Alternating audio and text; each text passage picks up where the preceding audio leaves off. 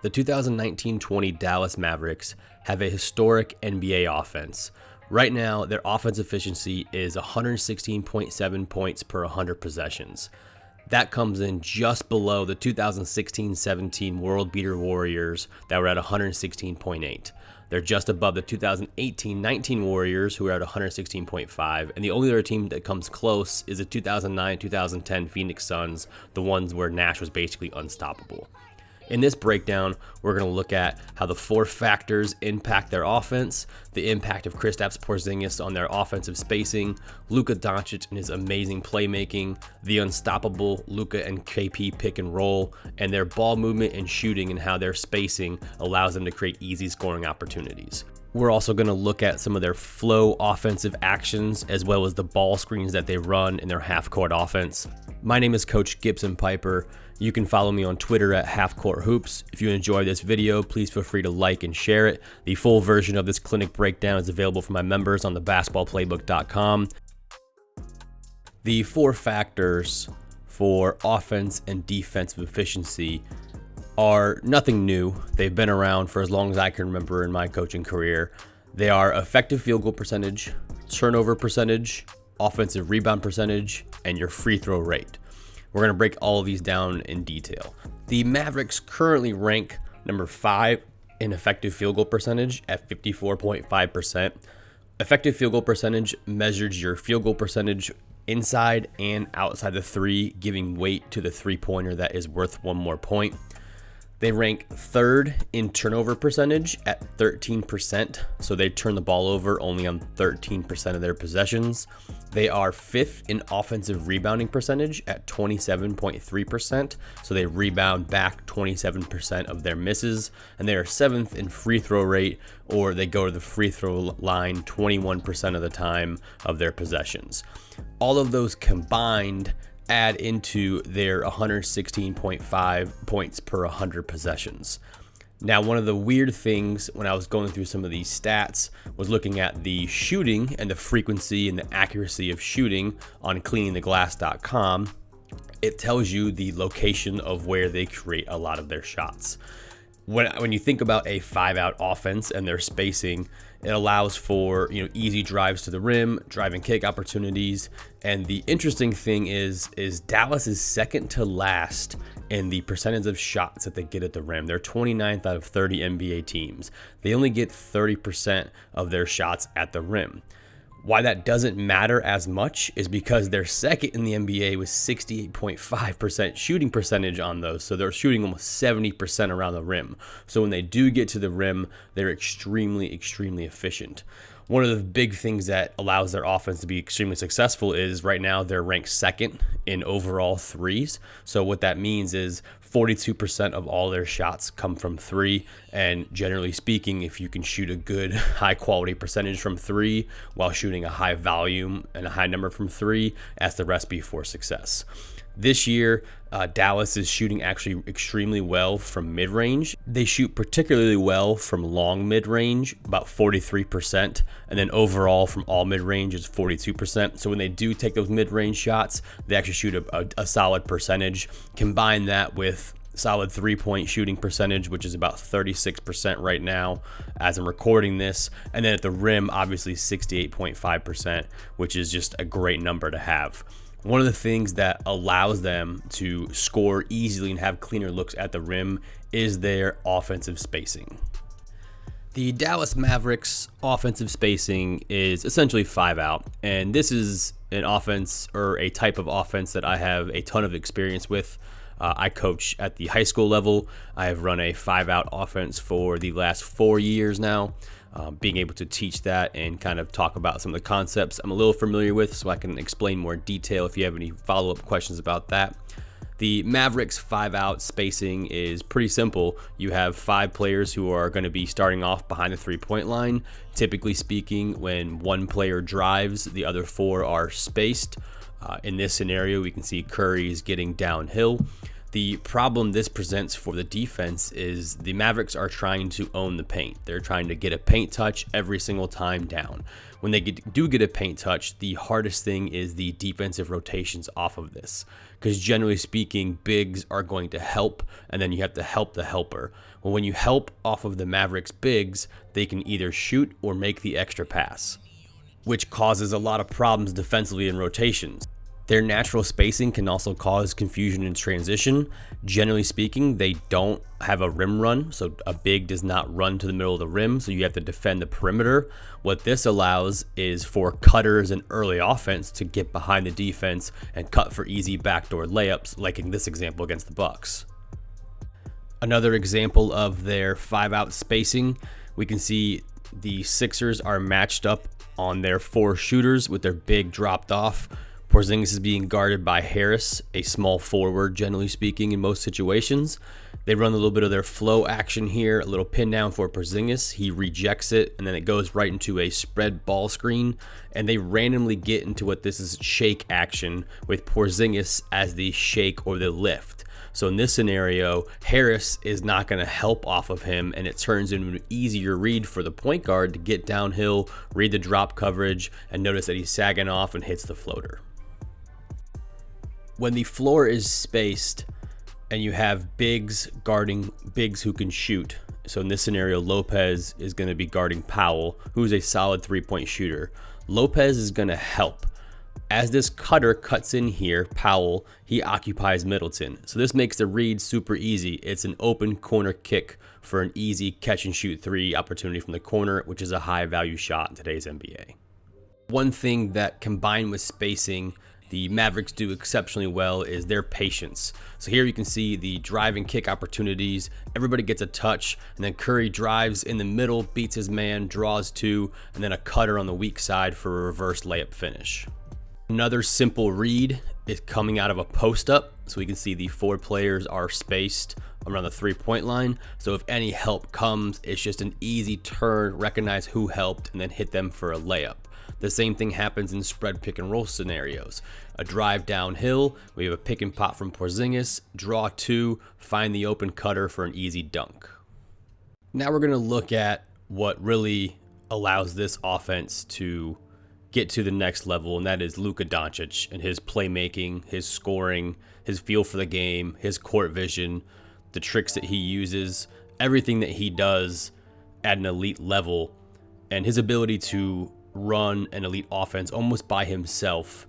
Adding Porzingis to the mix makes it almost unfair, but his ability to read the defense and always put the defense in a tough scenario is amazing. Let's start off by looking at some of his ball screen playmaking. Now this may seem like an easy read, but what Luka does here is notice that LeBron is the low tag man and he's helping inside. What he does is he jumps in the air and stares down Porzingis like he's going to throw Porzingis the ball on the roll. And what he does is he actually fires a pass to the corner as he looks off LeBron for the easy corner 3. He also throws some ridiculous behind the back passes, sometimes for flair and sometimes out of necessity. Here we see Blake in drop coverage, which leaves a small area or a pocket to throw the ball in. Normally this would be a right-handed pocket pass to the roller. But Blake Griffin does a good job getting in position, getting his hand in the way, and Luka recognizes it and so decides to throw behind the back pass, not because it's a crazy fancy play, but because that's the correct basketball pass in this scenario. Just an amazing feel for the game. Another example of his craftiness is this looks like it's a pretty easy layup and bad defense by Blake Griffin, but what you'll notice here on the replay is Luka selling it with his eyes and a little subtle ball fake that freezes Blake Griffin to allow for an easy layup. One of my favorite areas of his game to see is his transition, his court vision and his feel in transition, and his ability to spray passes to open shooters makes this offense really go. Here you can see him kind of scanning, looking around, being patient, drawing 2 defenders and making an early kick for a 3. His ability to notice when the defense is sagging in or his man's beat down the floor and allow the easy scoring opportunities. Then flowing into the half court, his ability to read where the help's coming from just takes their spacing to a whole nother level. It also helps that Porzingis, his ability to drive off the catch. So here in this scenario, you can see him attack a closeout off a pump fake, get downhill, avoid the defense, and make a layup. If the defense wants to trap him, they can go ahead and trap. Luka will give it up, and the Mavericks make really good decisions out of those trap scenarios. Another thing that I really like is when Luka gets downhill, his ability to look off defenders, get it back, and then make extra passes, getting everybody involved. Another thing that really stood out to me is how patient he is, how calm he is in the ball screen. He doesn't rush anything. He knows where you're going to be and then makes you pay. And one of the reasons he makes teams pay is because their bigs will sag off of the Dallas bigs, whether it's Powell, Kleber, Porzingis, and their bigs being able to shoot the ball allows them to have maximum 5-out spacing and be able to take advantage of the defense. One of the hardest actions to guard that the Mavericks run is the Luka and Porzingis spread pick and roll. Here you can see that the Spurs are going to put two guys on Luka. Aldridge and DeRozan are trying to stop him. That leaves the pick and pop open. Although Porzingis is not as elite as a pick and pop threat as you would think on catch and shoots, it's his gravity that really does a lot of damage. According to Synergy on pick and pops, he is at .932, just below his teammate Dwight Powell at .938. So it's more about him attracting the defense and being able to read the defensive coverage and being open more than it is him being a pick and pop threat. In this scenario, he's going to roll hard to the basket. Anthony Davis is stuck on Kleber. Kuzma has to take Porzingis. This allows Luka to get downhill and finish with an easy layup because they're worried about Porzingis on the roll. And when teams do try and stop Luka off the bounce, he does such a good job reading the defense. Here we can see we get two on the ball with the Pistons having the shake defender Kennard here have to make a decision. Luka does his no-look jump pass, freezes a defender, and Porzingis gets an easy dunk. Teams often will try and switch this action, which is most of the time Luka is going to attack and try to go to his step back in isolation. Then they will try and post up Porzingis. There's obviously that big debate about Porzingis posting up, and so most of their attacks when a team does switch is to have Luka attack the big one-on-one, and most of the time it's going to end up with him either getting a step back three or a nice isolation layup. Two key components that make this offense become elite and go to the next level, and generally speaking, most offenses are going to be extremely elite when you have 6 shooters who are over 38% from three. And when your two worst shooters are Kristaps Porzingis and Luka Doncic, who are both shooting about 34% from three on the year right now, you're going to have an elite offense. But what really makes this offense work and it makes the defense pay for mistakes is their unselfishness and their ball movement. We've talked a little bit about it before, but their ability to make the extra pass, to find an open shooter, and then also probe for the best shot available. It doesn't always happen. Sometimes you see them trying to exploit mismatches, but what I've really been impressed with so far this year is how they look to attack early and often and just continuously put pressure on the defense no matter what scenario they're in. They're always looking to make the extra pass. They make simple plays. The 5-out spacing allows them to make those simple plays and those simple reads, and they don't run a ton of a variety of plays, but they run those plays very efficiently, and they run them very, very effectively, no matter who's in the game. But when you can put up to 4 or 5 really threats on the floor from three at all time, it puts the defense in a predicament and it puts them in tough situations. And so that's what I've really been impressed with is their unselfishness combined with that shooting prowess. It really makes for beautiful basketball. Now we're going to get into their ball screens and the types of ball screens that they run in their offense. Number one is spread ball screen, spread pick and roll. This is the most common play pretty much in the NBA and college basketball. You have a big setting a screen for the point guard. 3 players are spaced outside the three-point line. Just spread pick and roll. Usually it's a hard roll to the basket. I'm not going to break down exactly how a spread pick and roll is broken down. If you want to see that, I left the ball screen clinic video I did in the description below with all the other links so you can see exactly how the ball screen is run. But it's pretty simple. When you have shooting, when you have spacing, it's easy to run just a spread pick and roll and just revert back to that, especially in their kind of flow and their basic offense. JJ Barea off the bench also does a really good job running that. Their bench unit has shooting as well, so it makes it easy. If you have a point guard who can run the ball screen, makes the reads a little bit easier and allows for easier scoring opportunities, and it's definitely one of the number one actions that they'll run in their basic offense. And it's essentially just 5 out with a hard roll to the basket. The next ball screen we're going to look at is just a side ball screen. I term a side ball screen when one side of the floor is empty. You have a big setting a ball screen away from the basket essentially, and then you have the other 3 players on the opposite side of the floor. This allows for some pretty good spacing in a 2-man game. The Mavericks do a really good job attacking teams who are going to defend this. So here you can see Luka in transition, going to attack off this side ball screen. The whole side of this left floor is open.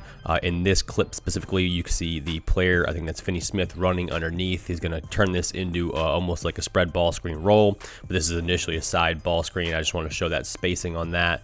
A common way that teams will defend this is with ice or blue or down coverage. Here we can see Boban setting that side pick and roll. The 2 players from the Nets are going to be in ice coverage. The point guard, or the guard in this case Harris, is forcing the ball to the baseline. The big is zoned up. Jordan is zoned up and not allowing an easy drive.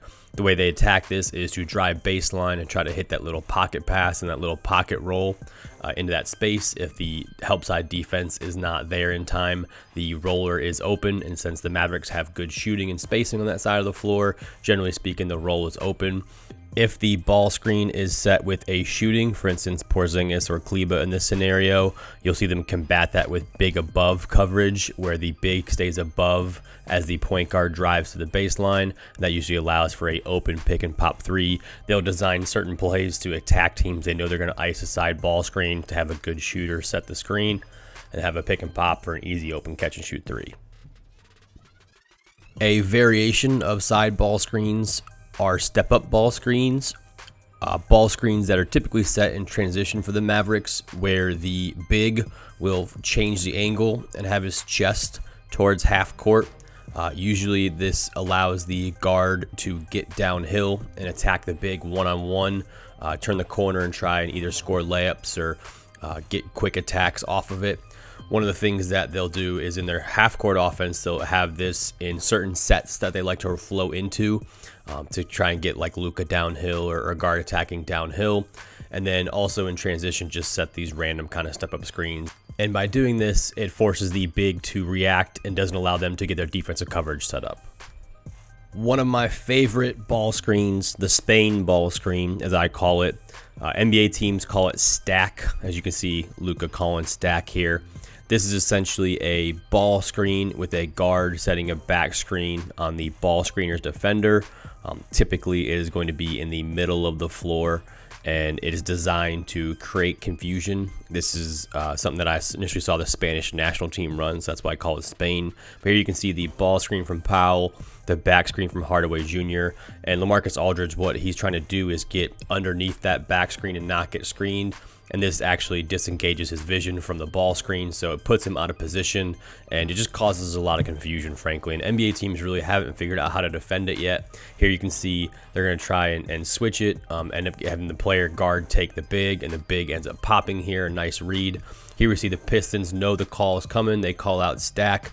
They know the play is coming, so what the Mavericks do a really good job of is playing in their flow, and Seth Curry notices this, and he's going to see Drummond notices him here. He's looking for that back screen to get around it, so what he does is he lifts out to the wing and creates this in a spread pick and roll situation and allows Luka to get downhill, and it's an easier read for the Mavericks in the ball screen, and then obviously Porzingis detonates there. But again, if Brooklyn here is going to drop, so you can see Jordan's going to get underneath that, and then Luka's downhill, he's able to avoid and finish with a nice layup. And then here, we're going to see a good example of good patience. So on that drop there, he kind of fakes the roller, and then the pop is wide open. Just a really hard play to guard. Another type of ball screen that they will use is guard-to-guard ball screen for certain matchups and different scenarios. So basically just kind of pick your poison. You want to guard Luka, do you want to guard the pick and pop? And what they'll do is they'll try and find like a weak defender, such as JJ Redick in this scenario. In different scenarios, they'll try to pick on different people. End of games, they'll try and do this too to get Luka matched up on the defender that they want, and just a simple guard-to-guard ball screen. So they'll pick out who they want to set the ball screen, and then just go set it. And then they also have a variation of that, which is the next ball screen we look at, which is what I just call ghost ball screens. I call these ghost ball screens just because you make it seem like you're going to go and set a ball screen, you fake it and slip into space, and you make it seem like the ball screen was going to be there when it's actually not. They will go to this action at the end of quarters and typically at the end of games to either get a guard downhill or just kind of create some confusion.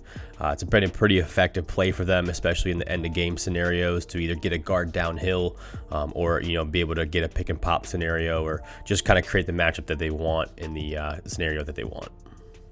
A part of their flow offense is what I call Miami action, which is usually a handoff into a ball screen. They'll run this action, either a handoff into a pick and roll, or they'll also run it from a handoff, kind of hit the big who would be chasing into a pick and roll almost at the elbow, then play like a little two-man game off of him with screening and cutting and a handoff and ball screens and different things like that. They will typically go to this action if like Luka or Porzingis, who's been injured lately, will be out of the game, and just allow them to play this little kind of side two-man game. Another part of their flow offense is called wide action. I actually saw this come from the Milwaukee Bucks and Budenholzer system over the last few years, where the ball gets reversed and then the big or player in the middle will go and set this like kind of quick wide screen in the middle of the floor. Allows for different reads, backdoor curl. The Mavericks don't run this action a ton. They kind of run this either in like blowouts, or if the offense is kind of stalling, they may go to this action every now and then, but not as common as the other ones, but they definitely do go to it. And it's been pretty effective for the Bucks over the last few years. Bucks have had one of the better offenses in the NBA, and so they like to run this action for Giannis and Middleton and players like that, and just allows the game to flow a little bit better. If the offense is getting stagnant, it allows the players to kind of make easier reads and maybe get a quick bucket out of it. Now we're going to get into the playbook breakdown. The most common play that the Mavericks run is 21 chase. This is a common action in NBA offense, talked about as pistol 21 series by Mike D'Antoni. Essentially, the guard is going to come up from the wing and set a step-up ball screen for the point guard to attack off of. And then typically it will be chased with a flare screen from the big and then followed into a ball screen. More often than not, the Mavericks look to try and turn the corner on that first ball screen and get downhill and either attack the mismatch or look to get a drive to the rim. In this example, we can see the ball screen and then a flare screen from Porzingis, and then Porzingis is going to chase into that side ball screen and get downhill. And they look for different reads and options out of this. The primary action is just this, side two-man game, and then they flow into their five-out offense.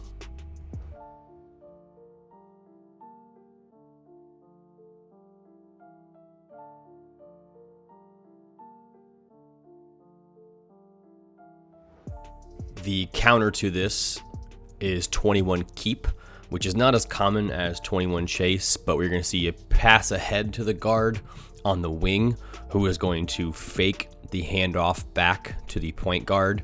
He's going to keep, that's why the name is 21 keep, this dribble handoff, and then after the keep, he's going to receive a ball screen from the big in the slot and look to attack off of it, and this creates shake action, which is tough action to guard, as we all know in the NBA.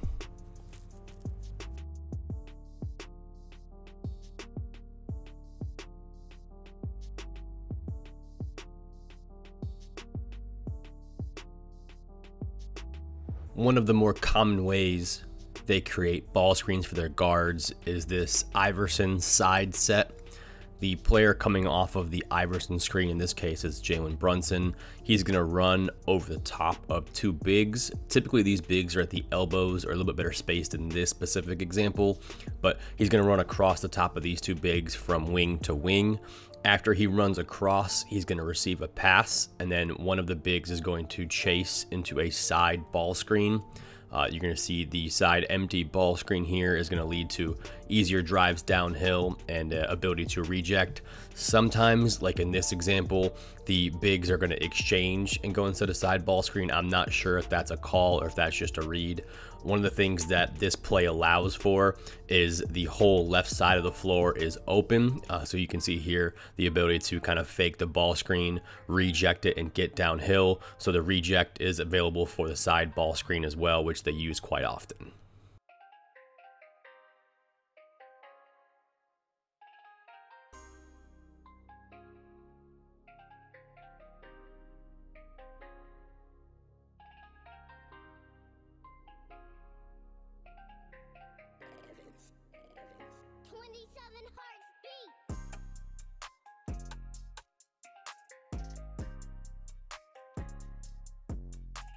This could be looked at as an extension of the Iverson side set, where it's just a read or if it's a play call, I'm not sure. But you can see the normal Iverson into a side ball screen here. So this is the normal side ball screen play that they ran that we just looked at. What is different about this is what I call Knicks is a step-up ball screen after a pass. So here we're going to see Powell is going to set a step-up ball screen for the point guard, JJ Barea. So that's just Knicks action where they pass it into this point guard and to get him coming off a ball screen going downhill.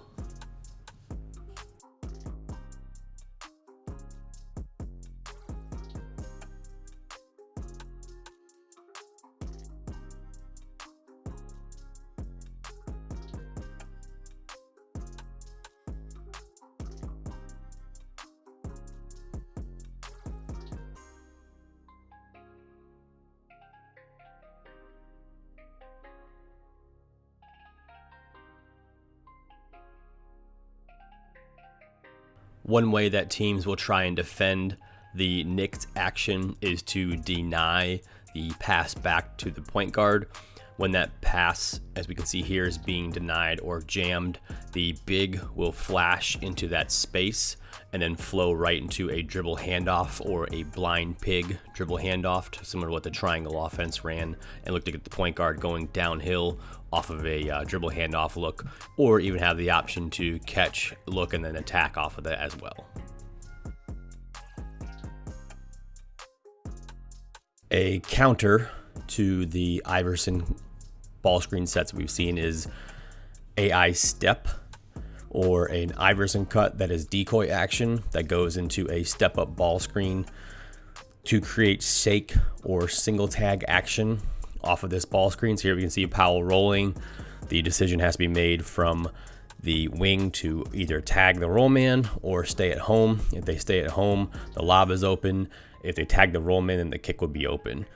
Pretty good decoy action and a set that they go to often after a timeout.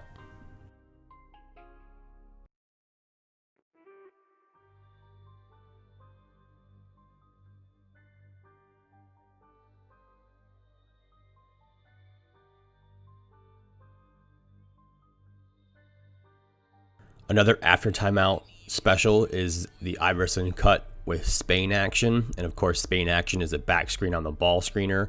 So here we're going to see the opposite elbow is going to kind of dive into the paint. We get a ball screen and then the back screen on the ball screener's man. This is not as common as the other sets. They will run this like after a timeout or as like a special. Look forward to them running this a little bit more in the future. We're going to look at the delay series from the Mavericks, or the way that they kind of flow and run different actions in their 5-out, since they run a 5-out offense. Delay series is basically passing the ball to a big in the middle of the floor and then running different actions off of that. The first one is Chicago action, or a pin down into a dribble handoff, a simple action that creates shake action naturally as the point guard coming off the handoff, and then the lift man would be the big, or whoever sets the pin down on the opposite side.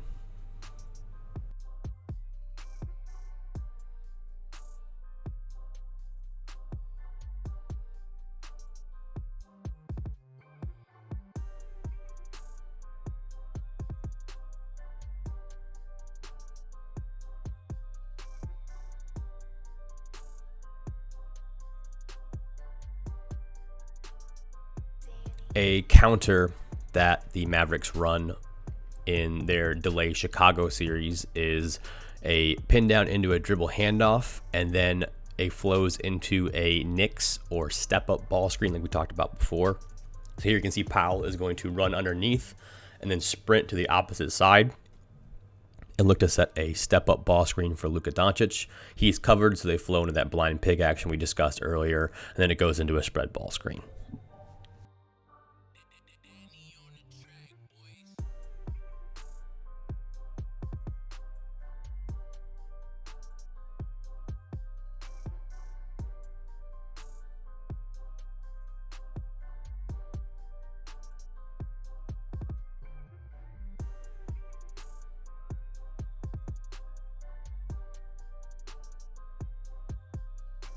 An option that they have in their delay Chicago or delay flare set is to pass to the big in the middle of the floor, set a flare screen, and then either slip it or set the flare screen and then goes into a ball screen.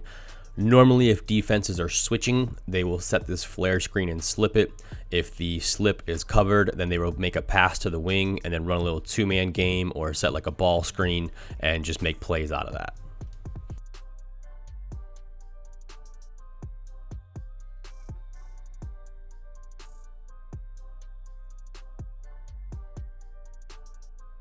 Another option that they have in their delay series is to spontaneously go into dribble handoffs or keeps or different actions that they can run off of this handoff. So you can see you hit Powell almost in the middle of the floor here. He has the option to hand it back to Brunson, to keep it. In this scenario, he ends up faking the handoff to Brunson, looking to the opposite side, gets a handoff to Hardaway Jr. for the bucket.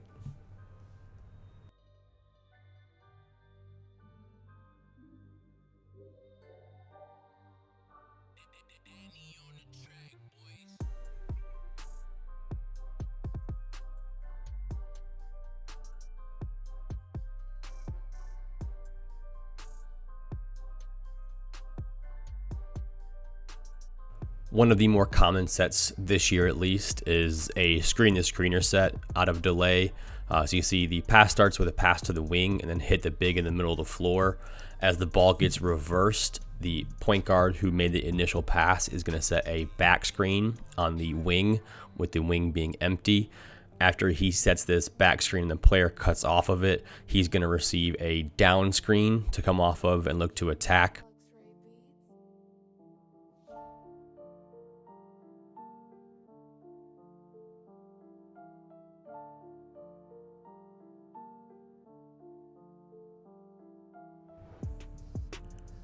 The way that they run this screen-to-screener action, if they don't get that first look, they can run all the way into almost floppy action. So these two players down below are going to exchange and then come off of down screens from both bigs who were just involved in the normal ball movement and getting the ball swung across the floor. So it turns into almost floppy action.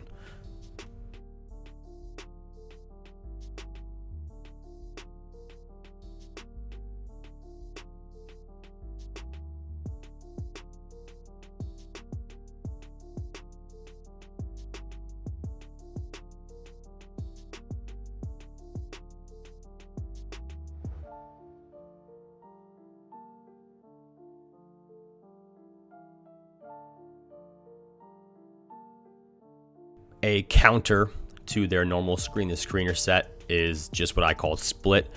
So they kind of doing some split action. They run this a lot with like Luka Doncic, where he'll fake this back screen and end up kind of rejecting it and dives into the opposite post, and then Brunson will then come off a down screen from Powell.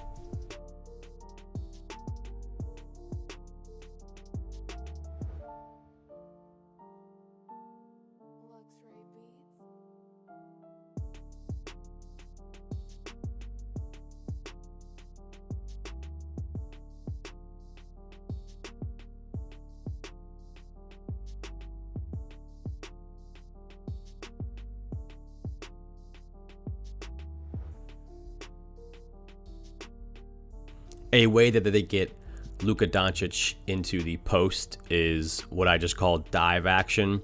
I'm not sure what they call it or what they look to call it, but here we can see Luka is matched up on a smaller matchup in Corey Joseph. Typically speaking, they don't try to post up a lot in their offense, but they will if they feel like they have the advantage. So Luka is going to kind of cut across the grain here and go across the paint into the lane and end up trying to seal his man for a deep post touch.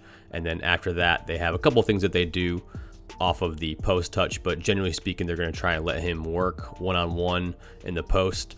If it is designed after a timeout, what they will do is they will actually dive him into the post, and then they'll run a strong action. So here we see the post up for Luka, and then these three players are basically playing a split cut game. So we're going to see Barea is going to go over the top of Powell, and then Powell and Barea are going to set a screen for Jackson. They have different options off of this that they can kind of read the game and just kind of create a little bit of extra confusion for the defense.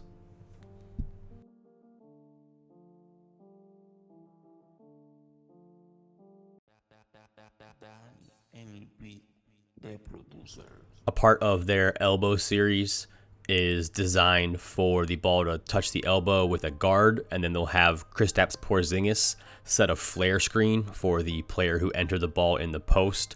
Typically, it's going to be involving Luka and Hardaway Jr. in this scenario. It is Brunson and Hardaway Jr. and Kristaps Porzingis. So here we can see you get hit with the flare screen. The shot is open. Also, a big option that they have off of this is for Porzingis to set that flare screen and then slip to the basket. So you can say they beat the overplay with the slip. And then if a team is prone to switch or overhelp on that flare, you can see that the baskets are pretty much open for an easy basket cut.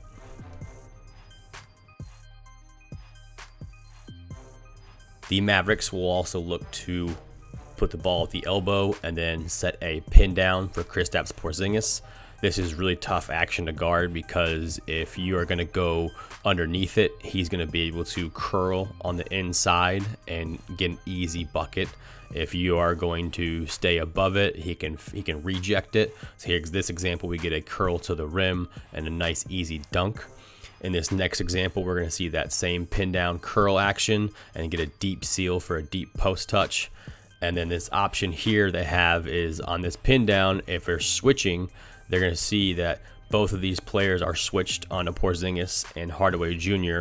And what this does, allows Luka Doncic to have the ball in one-on-one scenario, or to receive a ball screen from the big, from almost like an elbow get ball screen action. So now they're running spread pick and roll, and it's almost like spontaneously reading the game, playing the ball out of the elbow. So in this scenario, we're going to see the same action pass to the elbow, and then Luka has an advantage here. He can play one-on-one, so he feels like he has the advantage against Bradley. He ends up doing a good job attacking it and draws a foul.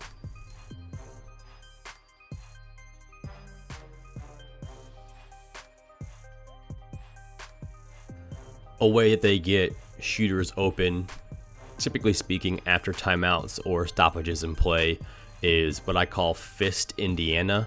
So here we're going to see on the weak side a flare screen, at the same time a step up ball screen's being set. This is all just decoy action.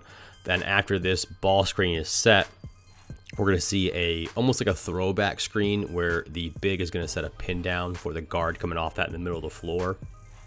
The reason this is open quite often is because the big defender was just guarding a ball screen, and most NBA teams guard ball screens in drop coverage. So here Olynyk is going to be late and not able to help out on the pin down. Hardaway Jr. gets a clean look from three.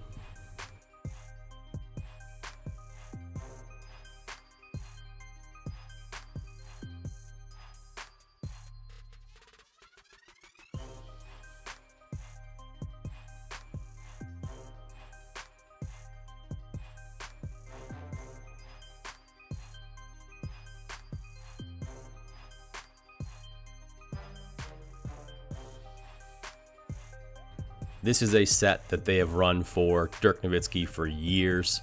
It's pretty simple set and not too complicated. Here we're going to see a flex cut for Porzingis setting it at first.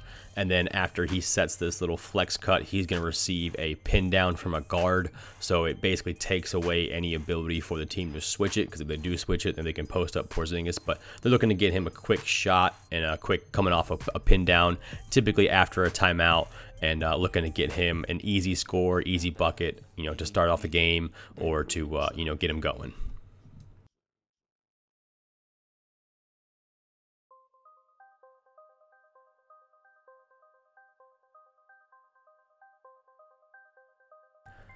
The most common horn set that they run is just this horns flip, where they pass to one of the players in the horns formation, typically the left elbow, and then get a handoff back. So in this scenario, Curry is going to hand back to Doncic, and then he's going to receive a flare screen. The first option is for the player who came off of the handoff to turn downhill. So after the flare screen, Powell is going to then chase into a ball screen. And what this does is this creates shake action or single tag action. Luka does a good job rejecting it and then finds Porzingis for the pro pass on the lob. Same play, hand back to Luka. Then Luka is going to look to probe, comes off of that ball screen. He can read now the shake or single tag read. Most NBA teams help off of the low man out of the opposite corner. Luka notices that. He's going to be able to draw two defenders and do his no-look jump pass, fire the ball to the corner for an easy corner three.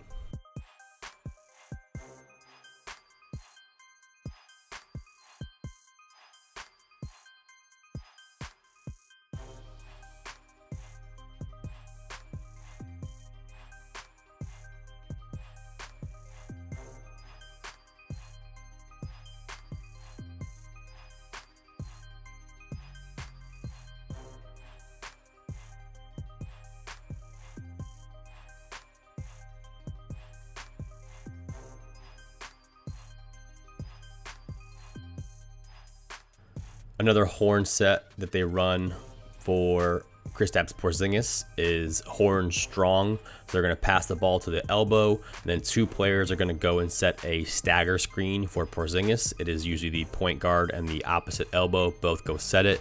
Now Porzingis has the option to come off it. He has the option to curl, reject it. They run this strong action a lot, so it's a big part of their offense. But he's going to end up doing a good job coming off of here and then catch and shoot for a three.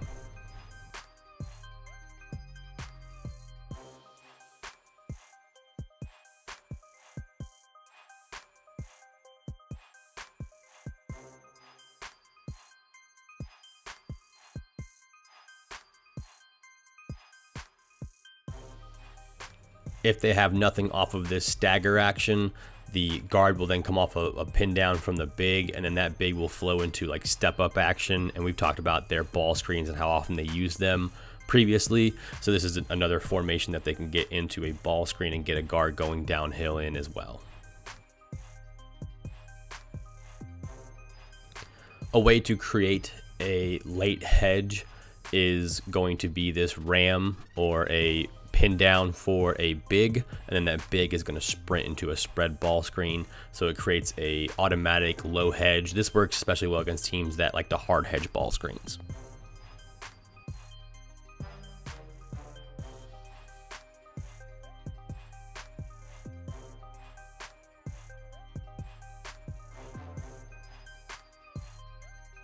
They will run similar action with both bigs then chasing into a ball screen. So you're going to see Porzingis and Powell are going to both kind of play that two-man game, and then one will screen for the other. It can be random to kind of keep the defense on their toes, and then they'll both go and set a double ball screen.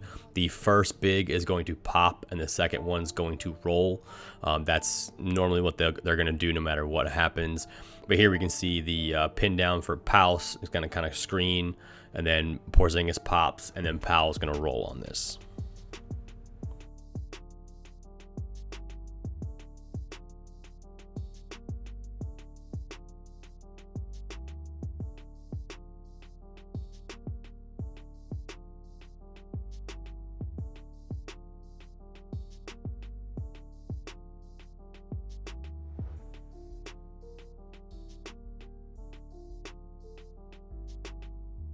Sideline Out of Bounds series now, they run the normal screen to screener set that almost every team runs. As the ball gets reversed, you're going to see the guard here on the weak side. Brunson is going to set a back screen, and then he's going to come off a down screen from the big who reversed the ball. After he comes off the down screen, that's the initial look they have to either hit either one of those for a three, and then they go all the way just like their normal delay screen to screener set. This is essentially what it is. They're going to go all the way into that kind of floppy action, so both guards are going to kind of interchange and then sprint off of down screens from both those bigs.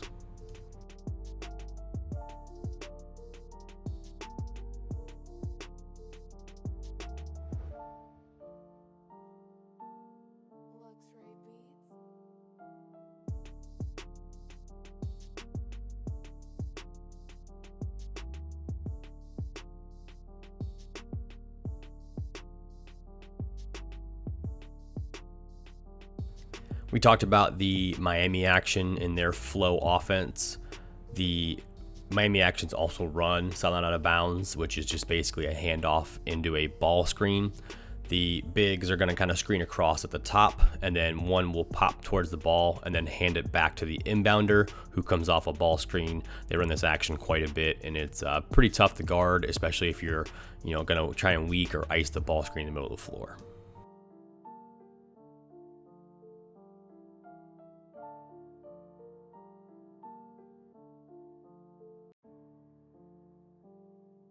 Now we're going to look at their strong series, which is just essentially a stagger screen away. So here we're going to see two players set a stagger screen for a player in the corner to look to come off and catch and shoot. They'll run this for different players in different times. It could be for Porzingis, it could be for different players. It just depends on the scenario. They like to run this a lot just in like the flow of their offense, go and set a double stagger screen.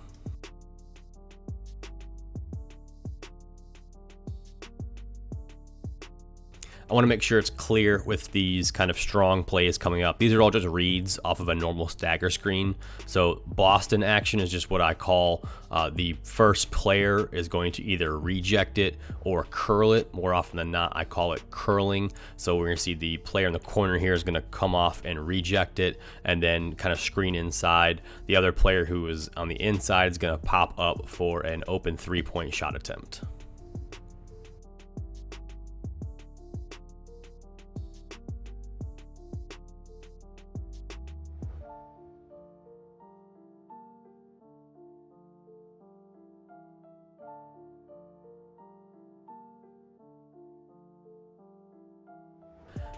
If there is no shot attempt available, so we just looked at that strong Boston action, we're going to see if there's no shot attempt available off of either the curl or the reject, the player who set the first stagger screen is going to come off that ball screen, or excuse me, come off the down screen and flip it back to the point guard. And then as the ball gets flipped back, it'll flow into a step up ball screen from the big who initially was the second screener in that stagger or strong action.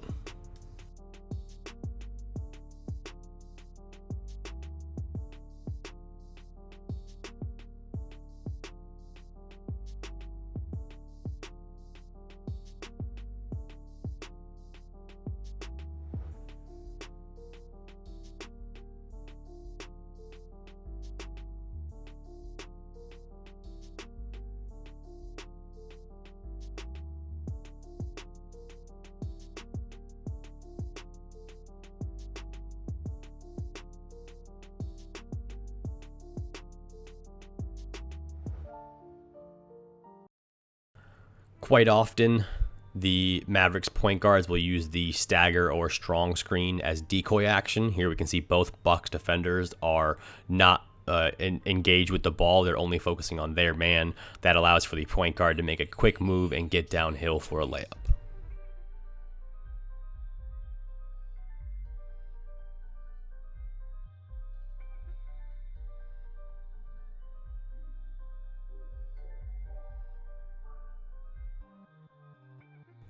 A common set that the Mavericks run for their shooters is just what I call a zipper option, because the guard has the option to come off of either the baseline exit or the top. And then depending on what happens after that, we'll trigger different things. But the guard here is Hardaway Jr. He's going to be dictating what's open. So the first option is just kind of come off the baseline here and catch and shoot for a three. If he does come off the baseline and doesn't have a shot opportunity, what they will flow into is a flare screen. So here you can see him come off of this, no shots open. So the big at the top is going to set a flare screen for the point guard. So it's continuous multiple actions that the defense has to guard.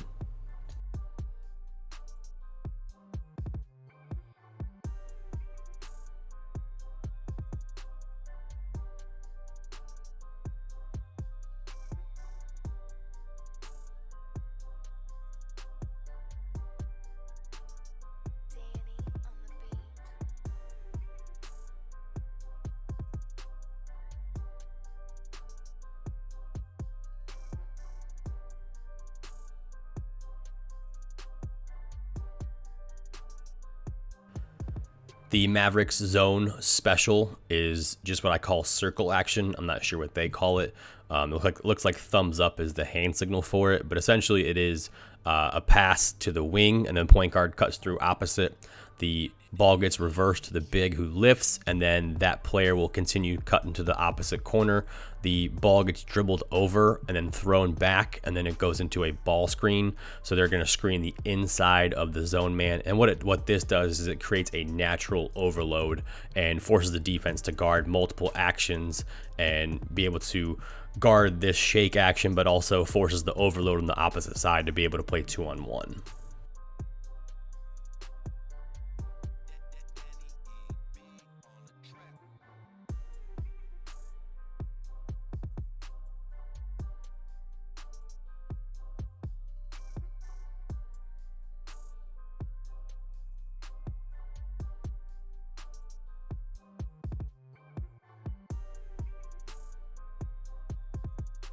A large part about what makes their offense unique is how they flow between different actions. So you can see the Iverson is denied. So what they do is they end up flowing into different things. So when they jam one action, they flow into a different one. So then they flash and be able to play with a random flare screen, hit the big in the middle, he keeps it, and then flows into a handoff. So what you want to look for in their offense is how they kind of go from one action to the next. If something's covered, how do they get into whatever they're doing next. So here we're going to see a pass to the middle of the floor. They're going to hit the elbow and then run a little fake handoff into what Chicago action, and then be able to read and make a shake read out of that in their normal flow. So what you have to see is how they get from one action to the other. And I think that's what a lot of us can take away for our own personal coaching philosophy is what happens when what you try to do doesn't work.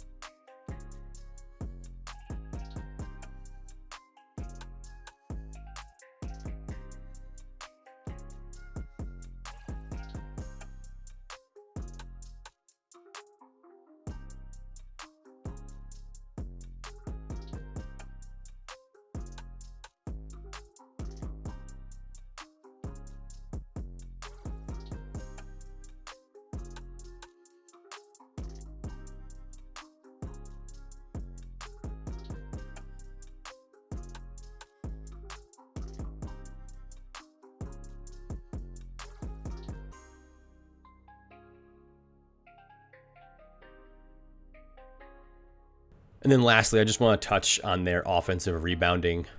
A large part of what makes them hard to stop for offensive rebounding is where they come from. So a lot of their crashes are sprints from the outside. So it's really difficult to put a body on somebody when you're really not paying attention to them all the time. And it does create a little bit of chaos when you have all 5 players who are going to be crashing from the outside. They do such a good job collecting loose balls and are pretty aggressive in their offensive rebounding scheme. And I think this is why they're pretty efficient in offensive rebounding, like we talked about earlier. But the offensive rebounds then tend to lead to easy scoring opportunities because the defense tends to be mismatched or scrambled or just, miscommunications.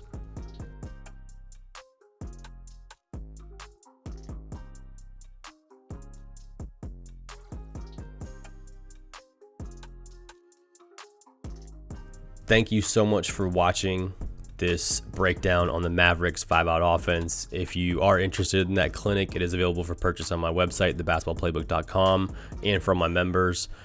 Feel free to check it out there, and follow me on Twitter at halfcourthoops. Any feedback would be awesome. Look forward to doing more of these. Have a great day.